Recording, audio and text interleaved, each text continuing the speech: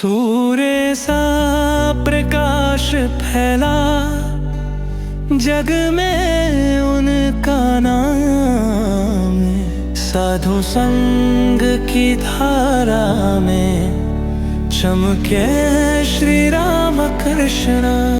श्री राम कृष्ण वचनामृत क्रमशः।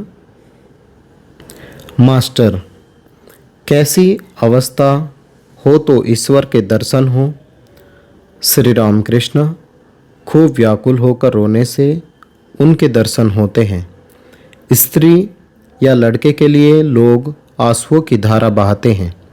रुपये के लिए लोग रोते हुए आंखें लाल कर लेते हैं। पर ईश्वर के लिए कोई कब रोता है? ईश्वर को व्याकुल होकर पुकारना चाहिए। यह कहकर श्री राम कृष्ण गाने लगे। भावार्थ, मन तू सच्ची व्याकुलता के साथ पुकार कर तो देख, भला देखें वह श्यामा बिना सुने कैसे रह सकती है। तुझे यदि माँ काली के दर्शन की अत्यंत तीव्र इच्छा हो तो जवा पुष्प और बिल्वपत्र लेकर उन्हें भक्ति चंदन से लिप्त कर माँ के चरणों में पुष्पांजलि दे।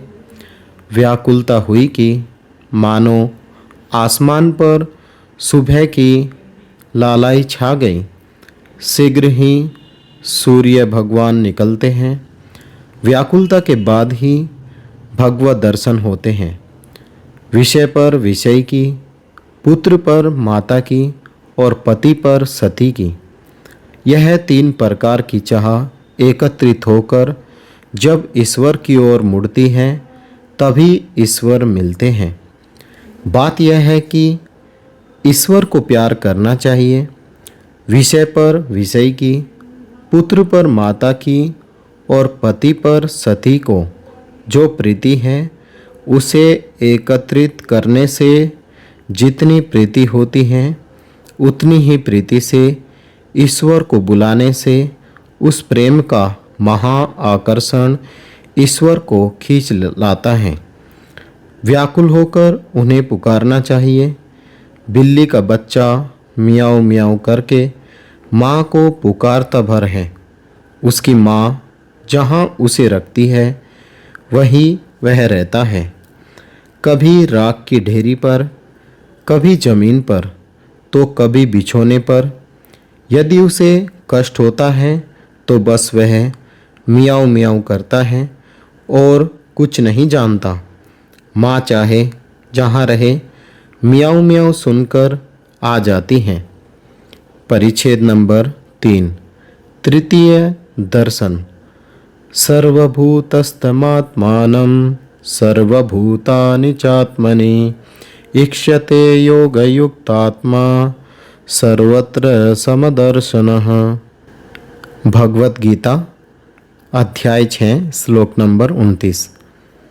नरेंद्र, भवनाथ तथा मास्टर उस समय वारानगर में अपनी बहन के यहाँ ठहरे थे। जब से श्री रामकृष्ण के दर्शन हुए तब से मन में सब समय उन्हीं का चिंतन चल रहा है। मानो आँखों के सामने सदा वही आनंदमय रूप दिखाई दे रहा हो, कानों में वही अमृतमयी वाणी सुनाई दे रही हो। मास्टर सोचने लगे, इस निर्धन ब्राह्मण ने इन गंभीर आध्यात्मिक तत्वों को कैसे खोज निकाला, किस प्रकार उनका ज्ञान प्राप्त किया। इसके पहले उन्होंने इतनी सरलता से इतने गूढ़ तत्वों को समझाते हुए कभी किसी को नहीं देखा था। मास्टर दिन रात यही विचार करने लगे कि कब उनके पास जाऊं और उन्हें देखूं। देखते ही देखते रविवार 5 मार्च आ गया। वारानगर के नेपाल बाबू के साथ दोपहर को 3-4 बजे के लगभग वे दक्षिणेश्वर आ पहुँचे। देखा श्री रामकृष्ण अपने कमरे में छोटे तख्त के ऊपर विराजमान है। कमरा भक्तों से ठसाठस भरा हुआ है। रविवार के कारण अवसर पाकर कई भक्त दर्शन के लिए आए हैं। उस समय मास्टर का किसी के साथ परिचय नहीं हुआ था। वे भीड़ में एक ओर जाकर बैठ गए। देखा श्री रामकृष्ण भक्तों के साथ प्रसन्न मुख हो वार्तालाप कर रहे हैं। एक 19 साल के लड़के की ओर देखते हुए श्री रामकृष्ण बड़े आनंद के साथ वार्तालाप कर रहे हैं। लड़के का नाम है नरेंद्र। अभी ये कॉलेज में पढ़ते हैं और साधारण ब्रह्म समाज में कभी कभी जाते हैं। इनकी आंखें पानीदार और बातें जोशीली हैं। चेहरे पर भक्तिभाव है। मास्टर को अनुमान से मालूम हुआ कि विषयासक्त संसारियों की बातें चल रही हैं। ये लोग ईश्वर भक्ति धर्मपरायण व्यक्तियों की निंदा किया करते हैं। फिर संसार में कितने दुर्जन व्यक्ति हैं, उनके साथ किस प्रकार बर्ताव करना चाहिए, ये सब बातें होने लगी। श्री रामकृष्ण नरेंद्र से, क्यों नरेंद्र, भला तू क्या कहेगा? संसारी मनुष्य तो न जाने क्या क्या कहते हैं, पर याद रहे कि हाथी जब जाता है उसके पीछे पीछे कितने ही जानवर बेतरह चिल्लाते हैं, पर हाथी लौटकर देखता तक नहीं। तेरी कोई निंदा करे तो तू क्या समझेगा? नरेंद्र, मैं तो यह समझूंगा कि कुत्ते भौंकते हैं। श्री रामकृष्ण सहस्य, अरे नहीं, यहाँ तक नहीं, सबका हास्य। सर्वभूतों में परमात्मा का ही वास है, पर मेल मिलाप करना हो तो भले आदमियों से ही करना चाहिए, बुरे आदमियों से अलग ही रहना चाहिए। बाघ में भी परमात्मा का वास है, इसलिए क्या बाघ को भी गले लगाना चाहिए? लोग हंस पड़े। यदि कहो कि बाघ भी तो नारायण हैं, इसलिए क्यों भागे?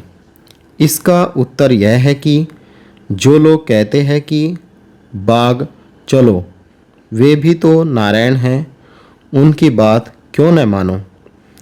एक कहानी सुनो। किसी जंगल में एक महात्मा थे। उनके कई शिष्य थे।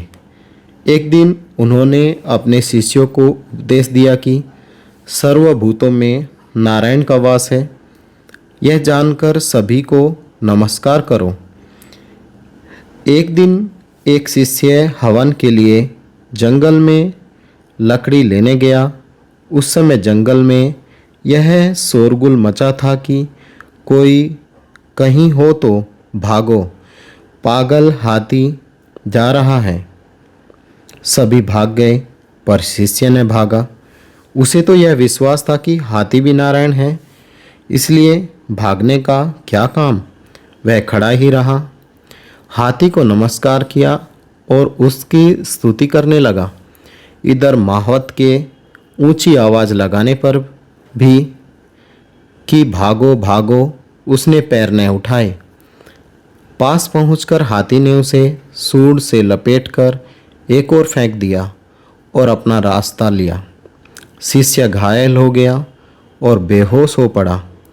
यह खबर गुरु के कान तक पहुंची। वे अन्य शिष्यों को साथ लेकर वहां गए और उसे आश्रम में उठा लाए। वहां उसकी दवा दारू की, तब वह होश में आया।